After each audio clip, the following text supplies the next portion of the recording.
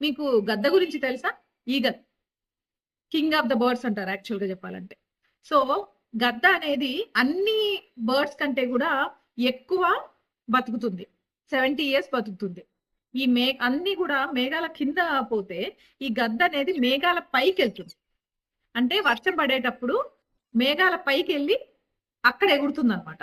So ఈ గద్ద అనేది చాలా నిజం చెప్పాలంటే చాలా నేర్చుకోవాలి మనము గద్ద నుంచి, ఐ మీన్ ఈగల్ నుంచి. ఇది 70 ఇయర్స్ బతుకుతుంది కదా, కానీ ఆ 70 ఇయర్స్ ప్రాసెస్ లో 40 ఇయర్స్ తర్వాత ఇది ఏమవుతుందంటే దానికి ఆ ముక్కంతా బ్లంట్ అయిపోయి, అంటే దాని ప్రేని అది తీసుకోలేకపోతుంది.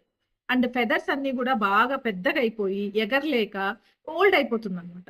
సో అలాంటప్పుడు గద్ద ఏం చేస్తుందంటే పెద్ద మౌంటైన్స్ ఉంటాయి, కొండలు. ఆ కొండల పైకి వెళ్ళి అక్కడ అది కొద్ది రోజులుగా, అంటే 150 డేస్ ప్రాసెస్ ఇది నేను చెప్పే ప్రాసెస్. ఇది ఏం చేస్తుంది, మొత్తం ముక్కునంతా కూడా ఆ రాయికి రాసి రాసి రాసి రాసి ఆ ముగ్గుని విరగ్గొట్టేసుకుంటుంది. తనకు తాను విరగ్గొట్టేసుకున్న తర్వాత కొత్త ముక్కు వస్తుంది కదా. కొత్త ముక్కు వచ్చిన తర్వాత ఆ కొత్త ముక్కుతో తన ఫెదర్స్ అన్ని కూడా పీకేసుకుంటుంది. పీకేసుకున్నాక కొత్త ఫెదర్స్ వస్తాయి. ఈ ప్రాసెస్ అంతా 150 డేస్. కొత్త ముక్కు, కొత్త ఫెదర్స్ వచ్చిన తర్వాత అప్పుడు అది మళ్ళీ కిందికి వచ్చి ప్రేని వేటాడి తింటుంది. ఇదంతా కూడా ఎందుకు అంటే అది 70 ఇయర్స్ బతకాలి అంటే ఇది చెయ్యాలి.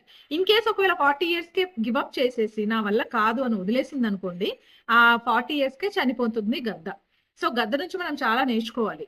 మనం కూడా ఏదైనా కష్టం వచ్చినప్పుడు అలా వదిలేయకుండా మనం నెక్స్ట్ సొల్యూషన్ ఏంటి, ఇంకేంటి మనం చేయగలము, ఇంకా ఎలా బతకగలము అని మనం ఎప్పుడైతే సొల్యూషన్స్ కోసం చూసి రోజు కొత్తగా బతకాలండి.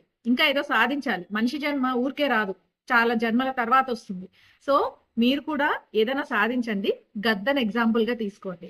మనల్ని మనము ట్రాన్స్ఫార్మ్ చేసుకోవడానికి హర్ట్ అయినా పర్వాలేదు, బాధపడినా పర్వాలేదు, కానీ బెటర్మెంట్ కోసం మాత్రం మనం చాలా బాగా బతకొచ్చు. ట్రై చేయండి.